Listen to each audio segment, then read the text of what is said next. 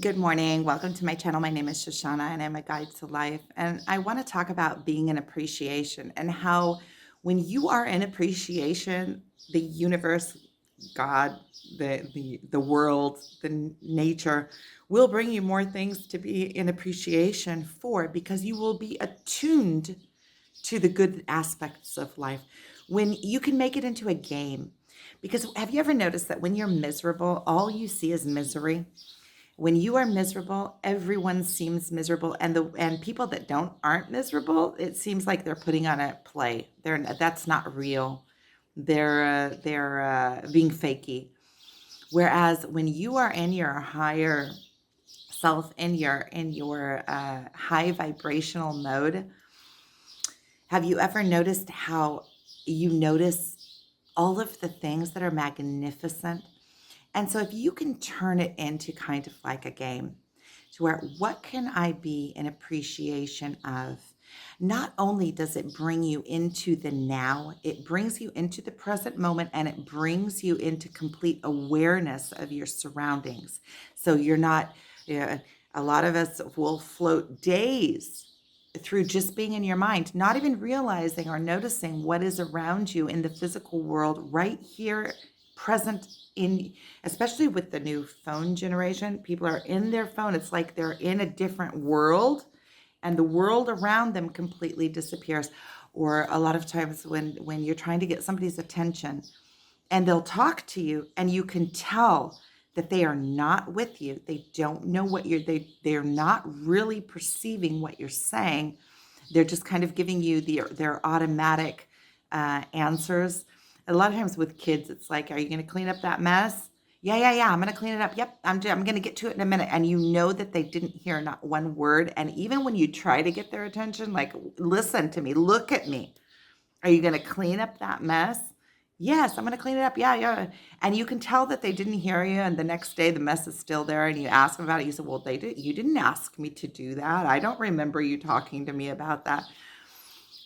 Many people, and nowadays, especially with the phones and especially with the pressure, right? Because time now, the pressure of making a living, the run of life, because of modern technology, which is a blessing in many ways, right? We're all connected through the internet and we have all of the information at our fingertips. But the world and the expectation of productivity has become so much greater than it was 100 years ago. 100 years ago, you would send a letter, you'd put it in the mail. A week later, it would get to where it was going, and then they would respond. It might take a while, and a month later, you get a response to whatever it was that you sent off, and that was the expectancy of how things worked. Whereas ever since the emails, it's like you shoot or texts, you shoot something off, and you get an answer instantaneously. We're expected already in nowadays to run.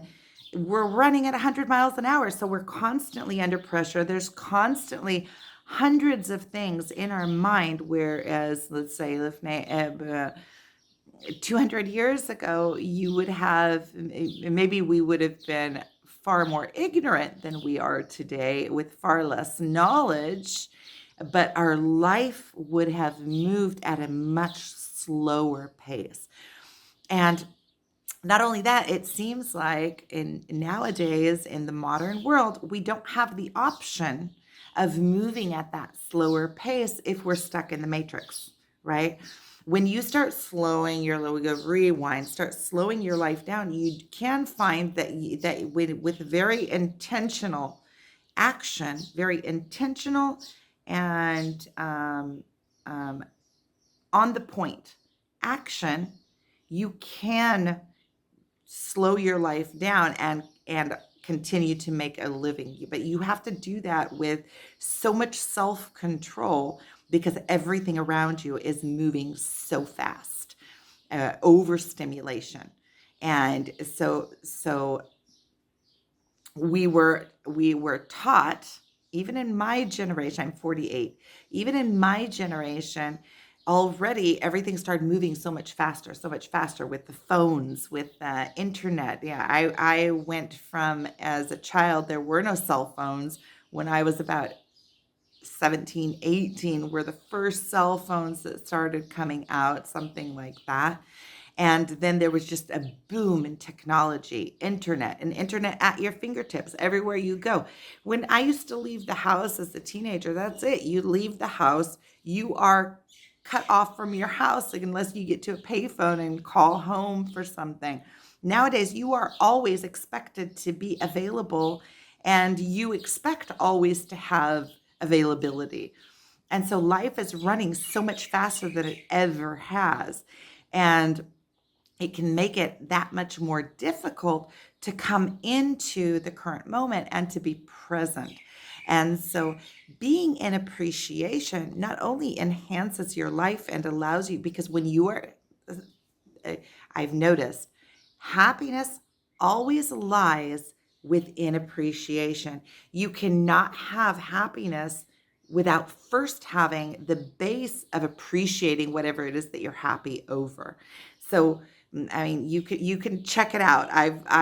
I've checked out this point so many different directions. It always proves itself to be so, that any kind of happiness sits first in appreciation. So if you can find appreciation, even in the little things, I have a bed. I wake up in the morning, my head is on a pillow. I have coffee. Thank you for coffee.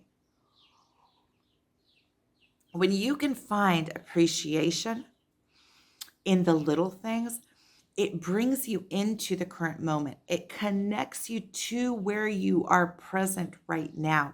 And not only that, when you are looking for things to be appreciative for, that is what you are noticing in your external world. Instead of noticing all the bad things and putting an emphasis on those things, you're putting an emphasis on what is good in my life. And as you are attuned to seeing things that you appreciate, you will find more and more things to appreciate, and you will that is the primary emotion that you will live in, is that appreciation. And when you look back, let's say if you when you look back at your childhood, right? If you had more moments of happiness than you did of sadness, then you will have had a childhood experience that you perceive to have been happy. Whereas if you had more moments of loneliness and frustration and sadness, when you look back at your childhood, you will perceive your childhood to have been unhappy. There's tricks for that too, and I'll go ahead and give them because I opened that up, which is just change the perception of the way that you see things. Put the emphasis on other things. Say you can look back at your childhood and take the lessons from everything that you've gone through and perceive it in a different way, or start looking at the different aspects of your childhood. Instead of looking at all the things that were down, start looking at all the things that were right about your childhood, and then you can slowly change the perception of your childhood and work through those traumas. Once you work through those traumas become your superpowers. They become your strengths. They become what enhances your personality today and what allows you to cope with more today. So there's so much work that we can do with our childhood. Um, but getting back to point, when you can find things to appreciate, you are going to find more things to appreciate. And then you're going to tilt those scales. You're going to tip those scales into every day, right? Every day finding more and more things to be appreciative of. Then at the end of the day, you're going to have a happy day. You're going to have a day that you had so many things that was so expansive.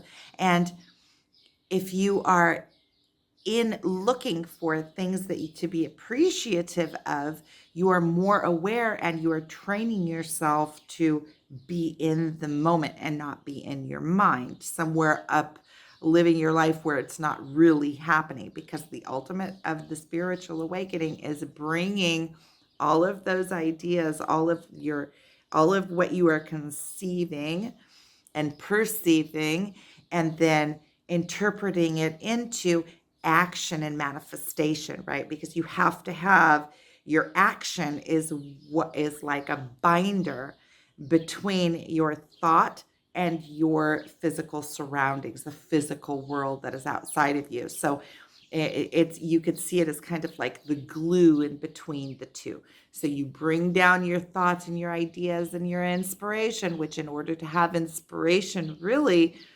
um, you have to be in a state where you can have inspiration. If you are feeling depressed or you're feeling down or nothing's going for me, then it's less likely to have like an inspired moment. Because when does inspiration come? When you are in the moment, connected, and something goes ding. So the more you can keep yourself in appreciation and appreciate the little things, appreciate that I'm educated, I know how to write. A couple hundred years ago, not everybody knew how to write. Yeah, I can bring myself into expression. I am educated. I have coffee. And you find things. There's always things to be in appreciation. Make it into a game. What can I get up in the morning and appreciate? And the more you come into that state of appreciation, the happier your life becomes, the more you connect to yourself and know yourself. And it will tilt your life into a life that is enjoyable for you. So I'm sending you so much love. If you would like a one-on-one session with me, my contact information is below in my website. Thank you. Okay, I would like to make a really quick addition to that because I feel like there's a big part that I left out. When you are in appreciation, you are telling the universe, thank you for what you do have. And you are an inseparable part of the universe. You are an inseparable part of God. And if you are in appreciation and appreciating all the good things and appreciating the birds, it is a self-fulfilling it's self-fulfilling. Let's say if I appreciate the birds, then the birds know that I appreciate them. They come in and out of my house all day long. And the more you tell the universe what you do want, the universe brings you more of that. Oh, she appreciates it. You get more. It's just like it's the same thing. You can see it in your relationships.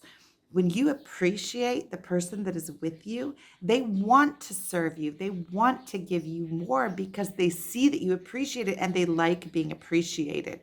So you can see it in your relationships as well as when you work with the universe. It's the same thing.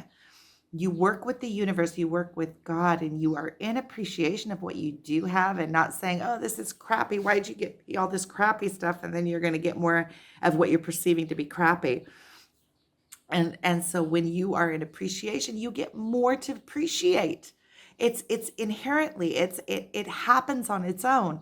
When I appreciate my spouse, I appreciate my children want to rise to the occasion. They're appreciated. They want to prove themselves worthy of that appreciation. And not only that, you can tell in yourself when you give somebody something or do something nice for somebody and they appreciate it, you want to do more for that person because they are in appreciation and your efforts are not falling empty on the floor. Or in relationships where the spouse doesn't appreciate but they expect from you, it's like they're trying to pull your honey out of you with, you get more, you can attract more bees with honey than with vinegar. And so when you are in appreciation, it just works that way. The more you get to appreciate, not only are you more attuned to what there is to appreciate, the universe also serves you in a way that is so much softer and beautiful. And then your whole life turns into a cycle of that. Because the more you appreciate, the more you get to appreciate, the more you appreciate, the more you get to appreciate, the more you appreciate. It's like you create the cycle. So that was an important addition. Thank you so much for watching.